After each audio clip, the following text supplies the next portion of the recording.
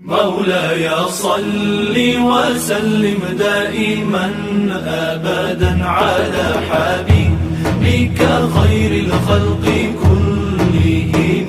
مولاي صل وسلم دائما أبدا على حبيبك خير الخلق كلهم. محمد سيد الكونين والثقلين. أعوذ بالله من الشيطان الرجيم. بسم الله الرحمن الرحيم. الحمد لله رب العالمين، والصلاة والسلام على سيد المرسلين محمد وعلى آله وصحبه أجمعين. أما بعد، فأعوذ بالله من الشيطان الرجيم. بسم الله الرحمن الرحيم.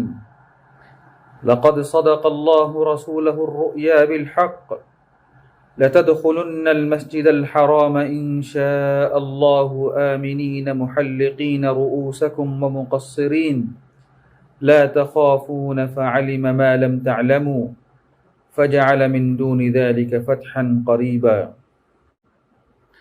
سامعین گرام قدر، عہد نبوی کو ہم کئی ادوار میں تقسیم کر سکتے ہیں.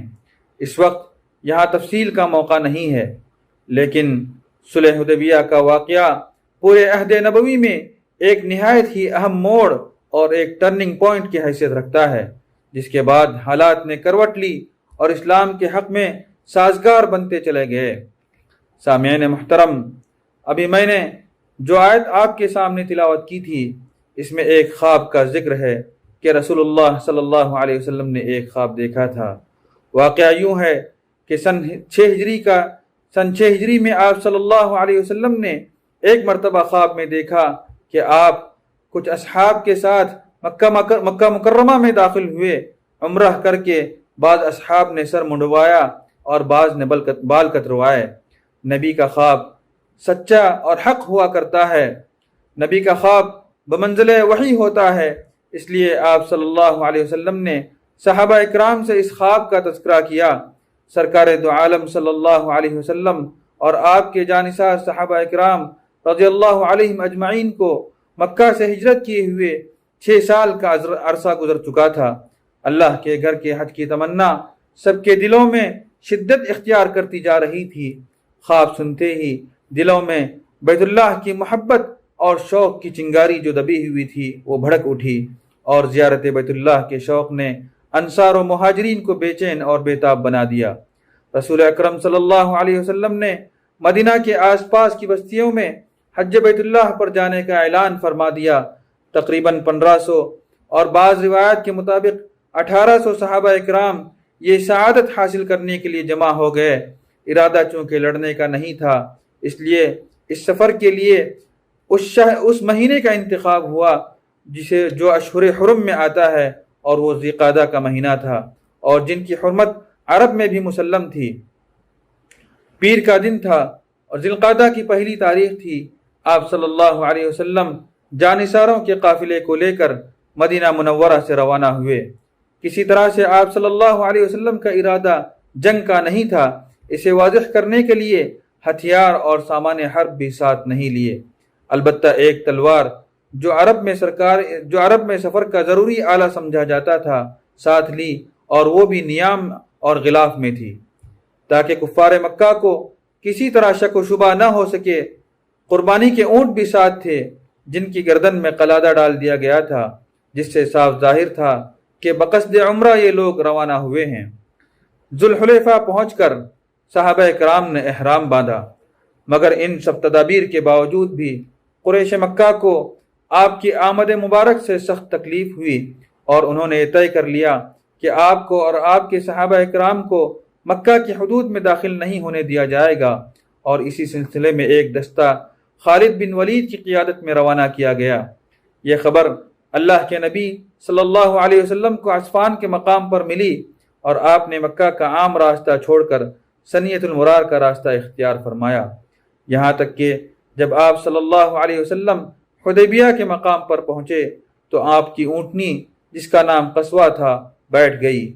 لوگوں نے شور مچانا شروع کیا کہ خلعت القصوا خلعت القصوا، اونٹنی بیٹھ گئی، اونٹنی بیٹھ گئی۔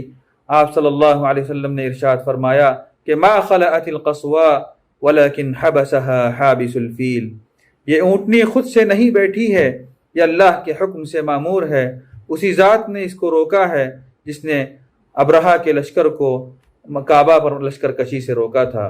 گویا کہ وہ اللہ کی طرف سے مامور ہے اور یہیں رکنے کا ہمیں حکم دیا گیا ہے۔ چنانچہ حدیبیہ کے مقام پر اللہ کے رسول نے اپنے ساتھیوں کے ساتھ پڑاؤ ڈال دیا۔ حدیبیہ مکہ سے تقریباً 12 میل مغرب کی طرف ایک کنواں تھا، اسی کے نام پر آبادی کو بھی حدیبیہ کہا جانے لگا۔ حدیبیہ میں سب سے پہلا شخص جو حضور صلی اللہ علیہ وسلم کی خدمت میں حاضر ہوا وہ بدیل بن ورقہ خزاعی تھا۔ ان کا قبیلہ اگرچہ ابھی تک مسلمان نہیں ہوا تھا، مگر یہ لوگ حضور صلی اللہ علیہ وسلم کے حلیف اور انتہائی مخلص و خیر خواہ تھے۔ بدیل بن ورقہ نے آپ صلی اللہ علیہ وسلم کو خبر دی کہ کفار قریش نے کثیر تعداد میں فوج جمع کر لی ہے اور یہ لوگ آپ سے جنگ کریں گے اور آپ کو خانہ کعبہ تک پہنچنے نہیں دیں گے۔ حضور صلی اللہ علیہ وسلم نے فرمایا کہ تم قریش کو میرا پیغام پہنچا دو کہ ہم جنگ کے ارادے سے نہیں آئے ہیں اور نہ ہم جنگ چاہتے ہیں، ہم یہاں صرف عمرہ ادا کرنے کی غرض سے آئے ہیں۔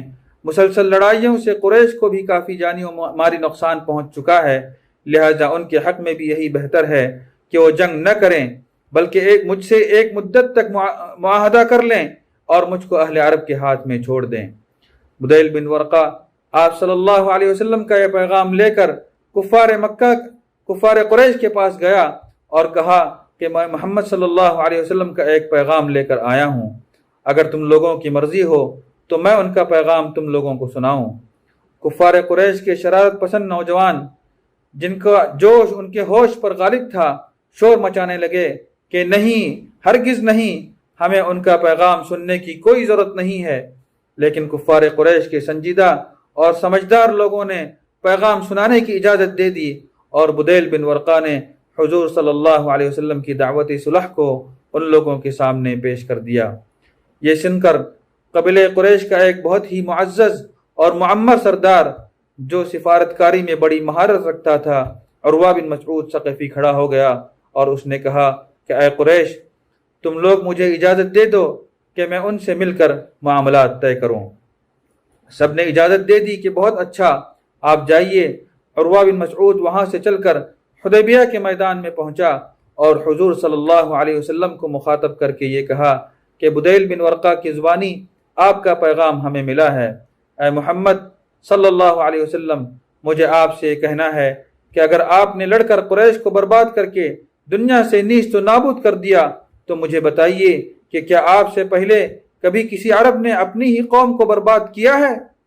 اور اگر لڑائی میں قریش کا پلہ بھاری رہا تو آپ کے ساتھ جو یہ لشکر ہے، میں ان میں ایسے چہروں کو دیکھ رہا ہوں کہ یہ سب آپ کو تنہا چھوڑ کر بھاگ جائیں گے۔ عروہ بن مسعود کا یہ جملہ سن کر حضرت ابوبکر صدیق رضی اللہ عنہ کو صبر و ضبط کی تاب نہ رہی۔ انہوں نے تڑپ کر کہا کہ اے عروہ، چپ رہ، جا اپنی دیوی لات کی شرمگاہ کو چوس۔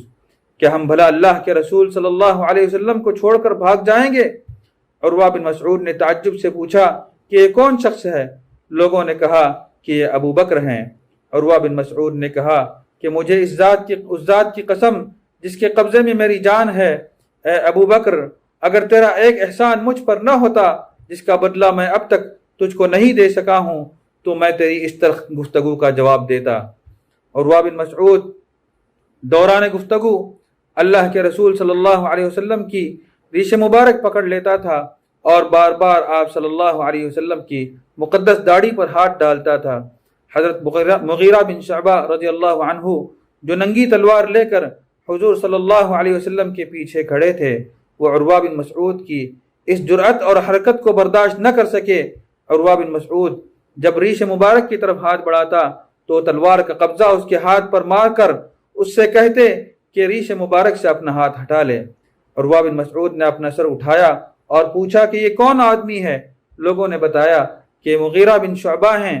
تو عروہ بن مسعود نے ڈانٹ کر کہا کہ اے دغاباز، کیا میں تیری عہد شکنی کو سنبھالنے کی کوشش نہیں کر رہا ہوں؟ اس کے بعد عروہ بن مسعود صحابہ اکرام رضی اللہ عنہم کو دیکھنے لگا اور پوری لشکر گاہ کو دیکھ بھال کر وہاں سے روانہ ہو گیا۔ عروہ بن مسعود نے حدیبیہ کے میدان میں صحابہ اکرام رضی اللہ عنہم کی حیرت انگیز اور تعجب خیز عقیدت و محبت کا جو منظر دیکھا تھا اس نے اس کے دل پر بڑا عجیب اثر ڈالا تھا۔ چنانچہ اس نے قریش کے لشکر میں پہنچ کر اپنا تأثر ان لفظوں میں بیان کیا: اے میری قوم، خدا کی قسم میں نے بہت سے بادشاہوں کا دربار دیکھا ہے، میں قیصر و کسریٰ اور نجاشی کے درباروں میں بھی باریاب ہو چکا ہوں، مگر خدا کی قسم میں نے کسی بادشاہ کے درباریوں کو اپنے بادشاہ کی اتنی تعظیم کرتے ہوئے نہیں دیکھا ہے جتنی تعظیم محمد صلی اللہ علیہ وسلم کے ساتھی محمد صلی اللہ علیہ وسلم کی کرتے ہیں۔ اے میری قوم، خدا کی قسم جب محمد صلی اللہ علیہ وسلم اپنا کھنکھار تھوکتے ہیں تو کسی نہ کسی صحابی کی ہتھیلی میں پڑتا ہے اور وہ فرط عقیدت سے اس کو اپنے چہرے اور اپنی کھال پر مل لیتا ہے، اور اگر وہ کسی بات کا ان لوگوں کو حکم دیتے ہیں تو سب کے سب اس کی تعمیل کے لیے جھپٹ پڑتے ہیں، اور وہ جب وہ وضو کرتے ہیں تو ان کے اصحاب ان کے وضو کے پانی کو اس طرح لوٹتے ہیں کہ گویا ان میں تلوار چل پڑے گی، اور وہ جب کوئی گفتگو کرتے ہیں تو تمام اصحاب خاموش ہو جاتے ہیں، اور ان کے ساتھیوں کے دلوں میں ان کی اتنی زبردست عظمت ہے کہ کوئی شخص ان کی طرف نظر بھر کر نہیں دیکھ سکتا۔ عروہ بن مسعود کی گفتگو سن کر قبیلے بنی کنانہ کے ایک شخص نے جس کا نام حلیس تھا کہا کہ تم لوگ مجھ کو اجازت دو کہ میں ان کے پاس جاؤں۔ قریش نے کہا کہ ضرور جائیے۔ چنانچہ یہ شخص جب بارگاہ رسالت کے قریب پہنچا تو آپ صلی اللہ علیہ وسلم نے صحابہ رضی اللہ عنہم سے فرمایا کہ یہ فلاں شخص ہے اور یہ اس قوم سے تعلق رکھتا ہے جو قربانی کے جانوروں کی تعظیم کرتے ہیں، لہٰذا تم لوگ قربانی کے جانوروں کو اس کے سامنے کھڑا کر دو اور سب لوگ لبیک پڑھنا شروع کر دو۔ اس شخص نے جب قربانی کے جانوروں کو دیکھا اور احرام کی حالت میں صحابہ اکرام رضی اللہ عنہم کو لبیک پڑھتے ہوئے سنا تو کہا کہ سبحان اللہ، بھلا ان لوگوں کو کس طرح مناسب ہے کہ بیت اللہ سے روک دیا جائے۔ وہ فوراً ہی پلٹ کر کفار قریش کے پاس پہنچا اور کہا کہ میں اپنی آنکھوں سے دیکھ کر آ رہا ہوں کہ قربانی کے جانور ان لوگوں کے ساتھ ہے اور سب احرام کی حالت میں ہیں، لہٰذا میں کبھی بھی یہ رائے نہیں دے سکتا کہ ان لوگوں کو خانہ کعبہ سے روک دیا جائے۔ ابھی سفارتکاری کا سلسلہ جاری تھا کہ مکہ کے شریر ذہنوں نے 80 جنگی افراد پر مشتمل ایک دستہ کو بھیجا تاکہ مسلمانوں کو ہراساں کیا جا سکے اور وہ مدینہ کی جانب لوٹ جائیں۔ وہ دستہ جو مسلمانوں کو خوفزدہ کرنے آیا تھا خود مسلمانوں کے نرغے میں آ گیا اور اسے خدمت اقدس صلی اللہ علیہ وسلم میں پیش کر دیا۔ جنگ سے چونکہ اعراض آپ صلی اللہ علیہ وسلم کے پیش نظر تھا، اس لیے دستے کو بھی اس لیے آزاد کر دیا گیا کہ قریش صلح پر آمادہ ہو جائیں۔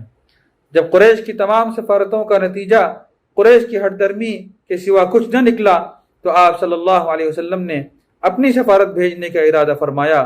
نبی پاک صلی اللہ علیہ وسلم نے پھر ایک مرتبہ مفاہمت کی کوشش کے لیے حضرت عثمان غنی رضی اللہ عنہ کو ایلچی بنا کر بھیجا۔